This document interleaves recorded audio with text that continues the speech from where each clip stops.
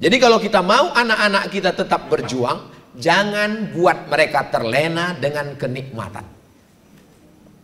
Jangan besarkan anak di tempat nenek, karena dia akan punya penyakit, tidak bisa menyuap makanan, tidak bisa ngangkat gelas, tidak bisa mengikat tali sepatu.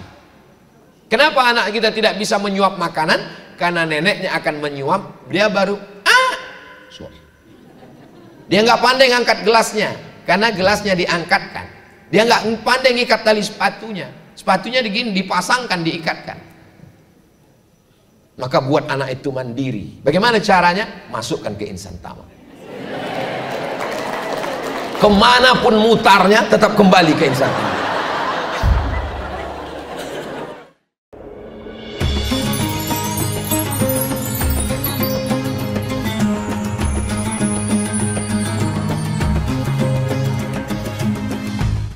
Bagaimana jika anak perempuan punya cita-cita jadi ibu rumah tangga? Profesi utama perempuan adalah ibu rumah tangga. Adapun dia menjadi pengusaha itu sampingan. Adapun dia jadi polwan sampingan.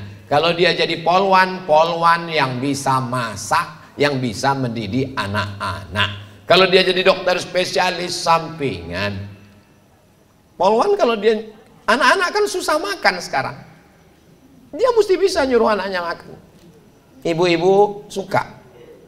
Dia lihat anaknya suka bintang, dia masakkan telur bentuk bintang. Bintang, makan, makan. Kalau dia polwan, dia cabut pisau, makan, makan, makan, makan. Enggak begitu juga. Dia tetap di rumah, tidak sebagai seragamnya itu. Ibu pikir mentang-mentang polwan kalau dia di rumah pakai seragam. Papa, masuk. Dia jadi ibu rumah tangga. Jangan sangka mentang-mentang ibu bisnismen, wanita karir, bisniswoman, banyak uang, bapak kemudian kurang berhasil bisnisnya. Bukan berarti ibu lalu kemudian meremehkan mereka. Suami tetap kepala rumah. Papa, memang yang kaya ini aku. Uangku banyak. Dan kau salah satu dari asnaf fakir miskin. Tapi kau tetap kepala rumah tangga, Pak. Maka kau jangan sampai nggak pede. Nggak usah diomongin. Tidak semua kebenaran itu mesti diucapkan. Menyakitkan, cukup dengan sikap kita saja. Jadi kalau anak ibu mau jadi ibu rumah tangga, itulah perempuan yang solehah. Itu solehah. Yang saya khawatirkan justru pas ditanya, kamu mau jadi apa, nak? Mau jadi tentara, mau jadi businesswoman, mau jadi wanita karir, nggak mau masak, nggak mau melayani suami, buang-buang waktu aja. Justru itu yang kita khawatirkan. Jadi cita-cita utamanya adalah menjadi ibu rumah tangga, tapi dia tetap bisa berkarir insya Allah.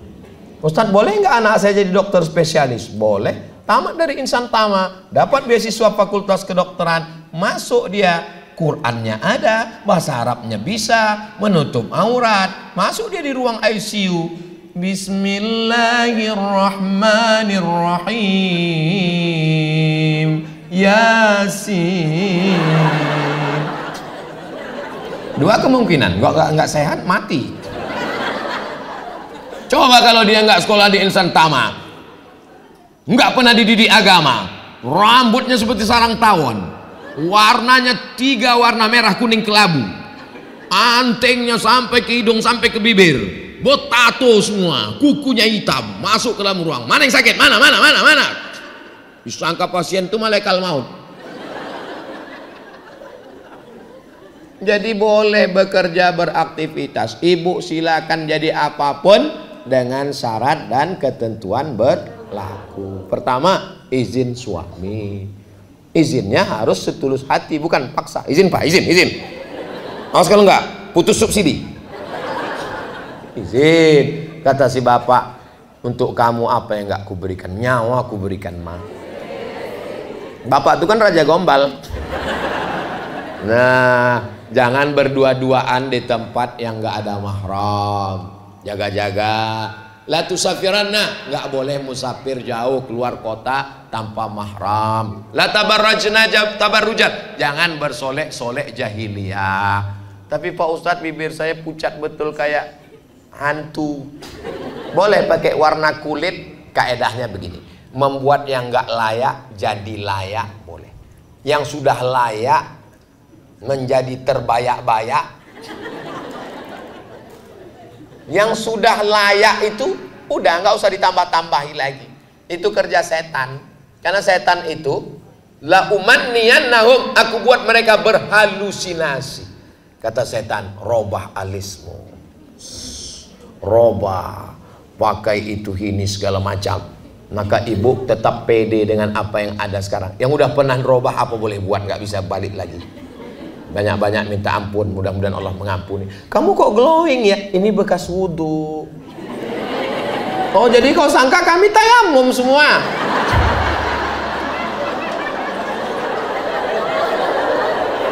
Jadi kita bangkitkan percaya diri kita. Sebenarnya orang-orang yang mengotak-atik wajahnya itu, orang ngelihat dia malah ngeri. Dia aja yang kepedean. Saya terus terang ngelihat orang yang oplas-oplas itu takut saya nengok mukanya. Iya, bibir bengkak. Bagi dia udah cantik betul, tapi orang nengoknya macam hantu. Dia berhalusinasi dengan diri dia sendiri. Itu penyakit, na'udzubillah. Kalau kita ibadah, kita zikir, insya Allah Allah selamatkan kita dari itu semua, insya Allah. Laki-laki melihat perempuan seperti bunga. Bunga ini ada masanya kuntum, mekar, harum, dan akan layu dan mati. Maka bapak mesti siap menerima bunga yang layu. Karena bunga yang tidak layu cuma bunga plastik. Maka sekarang banyak perempuan isi wajahnya kresek. Dagu plastik, hidung plastik, pipi plastik. Ini apa namanya? Bulu mata pun plastik. Plastik, lentik. Ada orang bakar sampah layu. Parah itu. Bagaimana anak bisa jadi seperti Ustadz Somad? Enggak ada disebut Ustadz Somad di sini. Bagaimana anak bisa jadi seperti UAS? Mungkin ini maksudnya Ustadz Asep Supriyat.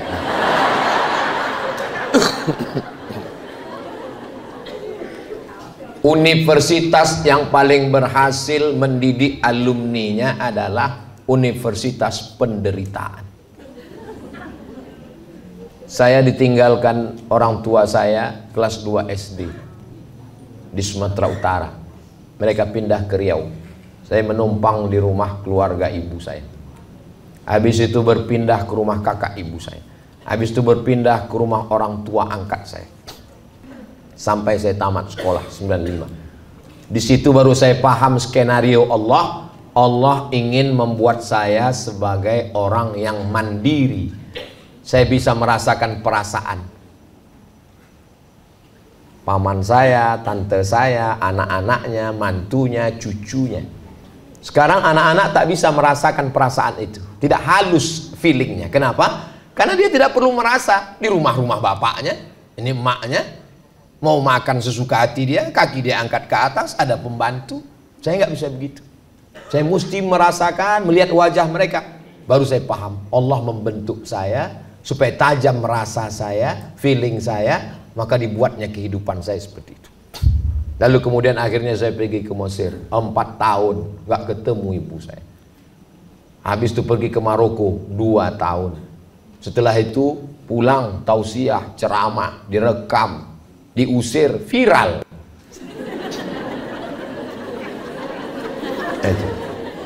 Jadi nggak ada sekolah yang membuat Abdul Somad itu nggak ada.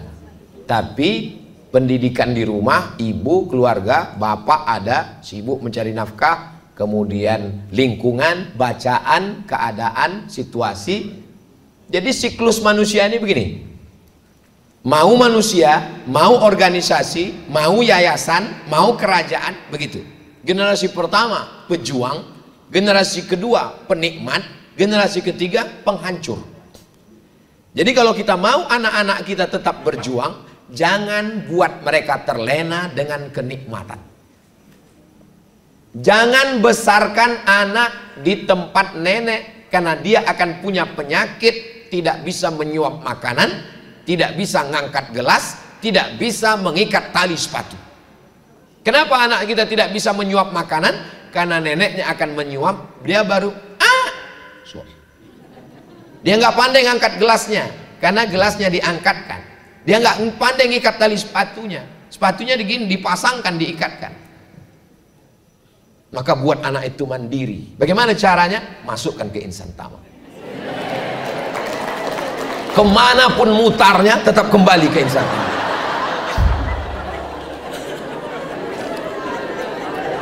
Tamat dari Insan Tama, apakah bisa alumni ini pergi ke Australia? Pede, memang mereka biasa, berkomunikasi lancar. Jadi suruh mencari dana. Dari mana Ustaz tahu? Tadi baju kaosnya udah saya lihat. Dia bisa menulis, dia pergi ke luar negeri, ada yang ke Kairo, ada yang ke Australia, ada yang ke Inggris. Jadi biarkan anak ibu terbang sejauh mata memandang. Di hari petang dia akan pulang, karena dia tahu di mana letak sarang. Dia akan memperbaiki Indonesia, insya Allah. Jangan nanti anaknya mau pergi, mama aku mau pergi ke Cambridge University. Jangan, mama udah tua. Pergi, terbang sejauh mata memandang. Jangan nangis, pergi. Kunci pintu kamar, baru nangis. Doakan dia. Waktu saya mau daftar S3 2017, mak saya umurnya hampir 70, meninggal umur 71. Mak, saya nakut-nakuti dia. Aku udah daftar S3 di Sudan. Sekarang aku mau cuti. Aku tinggal di Sudan 2 tahun. Sebetulnya nggak wajib tinggal. Saya mau ngeliat respon dia. Aku udah terdaftar di Sudan, aku mau tinggal di Sudan 2 tahun. Semua berhenti, aku berangkat. Gimana? Apa kata dia? Aku udah biasa hidup sendirian di rumah nih. Kau silakan pergi, pulang ke dokter. Aku bangga punya anak dokter. Makanya kalau ada mahasiswa yang ngadu ke saya, Ustadz, saya dapat beasiswa dari Al-Azhar, terus emak saya nggak ngizinkan. Mati aja lah mak kau.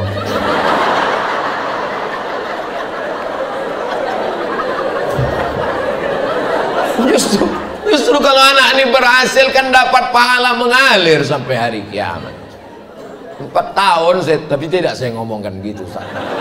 Takut saya sakit hati dia kan. Dalam hati aja tak bisa saya lagi ngomong, udah mah kartu mati udah. Saya maunya ibu-ibu itu jumpa sama saya ceritakan bagaimana mak saya. Sampai terpikir saya waktu di Mesir itu 4 tahun nggak pulang. Jangan-jangan aku ini anak angkat ini. Pulang saya setelah 4 tahun, 98 berangkat, 2002 pulang. Mak rindu nggak sama aku waktu aku di Mesir? Aku rindu betul sama kau. Jadi gimana cara mak kalau rindu? Ku cari anak-anak yang hitam macam kau. Ada anak tetangga hitam. Itu ku belikan baju hari raya, ku undang makan. Karena ku tengok dia hilang rinduku sama kau. Begitu rupanya cara dia mengobati hatinya. Setelah saya pulang, saya jadi ustadz, saya bawa dia ceramah ke Medan. Saya bawa ke hotel. Mat, ya mak, kawanku mau datang, mau jumpa. Bawa dia ke sini. Jumpa di mana? Terserah, mau di kamar, mau di lobi. Di bawah aja lah. Ya, ayo ku kawan. Saya biarkan ngobrol, saya nguping dengar apa cerita orang. Ibu ini nanya, waktu anak kau di Mesir, kuliah lama-lama di Maroko, apa yang kau doakan? Kenapa hati kau kuat berpisah? Kenapa dia sehat? Aku tiap malam mendoakan dia, kubacakan 100 kali Al-Fatihah. Untuk anakku Abdul Somad, sehatkan dia ya Allah. Al-Fatihah. Bertawassul dengan surat Al-Fatihah masyru', sunnah. Bertawassul dengan amal soleh, bagaimana hadis dalam Sahih Al-Bukhari. Satu bertawassul berdoa dengan sedekahnya, satu bertawassul dengan bakti kepada orang tuanya, satu bertawassul dengan tidak jadi berzina. Maka bertawassul dengan membaca Al-Quran dan Ummul Quran Al-Fatihah masyru', bukan bid'ah, sunnah. Membaca Al-Fatihah atau dengan bersedekah. Datang jamaah, Ustadz tadi saya lewat di depan rumah emak Ustadz, Oh ibu tahu? Ya saya selalu dulu datang waktu beliau masih hidup. Di antara ceritanya Pak Ustadz, apa cerita dia? Aku selalu menzikirkan anakku. Apa dibacakannya untuk saya bu? Dibacakannya tahlil la ilaha illallah 1000 sampai 3000 kali untuk engkau Ustadz Somad. Ibu. Makanya waktu ibu saya meninggal, saya pikir ini kiamat udah dunia ini. Tak ada lagi tempat meminta tolong. Rupanya sampai hari ini masih ada sisa-sisa doanya yang makbul. Maka doakan anak-anak ibu, kalau nanti dia tamat insan tamat, dia mau pergi, ibu izinkan atau tidak? Tidak. Dari bunyinya sepertinya enggak.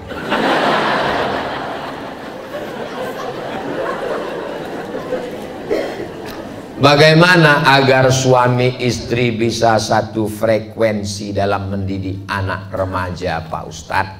Komunikasi. Ibu kasih tahu ke bapak, Bang, AA, Mas, kalau kamu nggak bisa komunikasi langsung dengan aku, tulis aja WA. Seperti kau kirim surat ke aku waktu ditangkap emakku dulu. Karena ada laki-laki ini kalau dia ngomong dia nggak bisa mengungkapkan kata-katanya pakai surat. Dulu waktu dia menyurati ibu, ku biarkan pena ini menari-nari di atas kertas yang suci. Akhirnya dihanyutkannya ke sungai, nganyut ke Jakarta. Nah, jadi suruh dia buat WA. Apa yang dia nggak senang, supaya bisa dikomunikasikan, duduk ngobrol bersama. Kalau acara pengajian di sekolah, buatkan khusus. Sebenarnya orang tua ini perlu konseling. Duduk bersama, psikolog dudukkan dengan ustadz, satu dari aspek agama, satu dari aspek psikologis, supaya selesai masalah. Karena kalau yang satu mengatakan saya mau anak saya pakai celana jeans metal dunia, ibu mengatakan anak saya mesti akhirat agama, nggak ketemu titiknya. Dulu kok bisa kalian ketemu ya? Anak itu ada kan karena kalian ketemu, nggak mungkin jadi melalui Bluetooth. Nah jadi kalian mesti berkomunikasi, ketemu untuk kebaikan mereka bersama. Insya Allah ada titik temunya. Karena suami yang tidak mengerti, istri yang tidak mengerti, mereka juga hamba Allah. Qalbul mu'min baina asabi'ir rahman. Hatinya itu milik Allah Ta'ala. Tak ada yang sulit bagi Allah. Innama amruhu idza arada syai'an ayaqula lahu kun. Jangan pernah berhenti usaha, bawa pengajian, undang di acara majelis pengajian wali murid insan tama, hadiri kajian-kajian. Ada Ustadz Ismail Yusanto, ada Ustadz Asep Supriyatna, ada Ustadz Somad melalui online. Tapi ada yang paling hebat lagi, ad-doa silahul mu'min, doa senjatanya. Maka ibu sholat hajat 2 rakaat, sujud terakhir dalam hati, ya Allah bukakan pintu hati suamiku biar supaya satu frekuensi dia dengan aku. Jangan sampai nanti aku masuk surga, dia masuk neraka jahanam. Insya Allah, Allah bukakan hati bapak, Allah bukakan hati ibu, insya Allah. Itulah agaknya yang dapat saya sampaikan pada kesempatan yang baik ini. Di akhir majelis mari kita sama berdoa. Mudah-mudahan keluarga kita sakinah, mawaddah, warahmah, anak-anak kita soleh dan solihah, bersama kita di insan tama hingga ke surga bersama Rasulullah. Untuk niat yang baik-baik ini, Al-Fatihah. A'udzubillahi minasyaitonir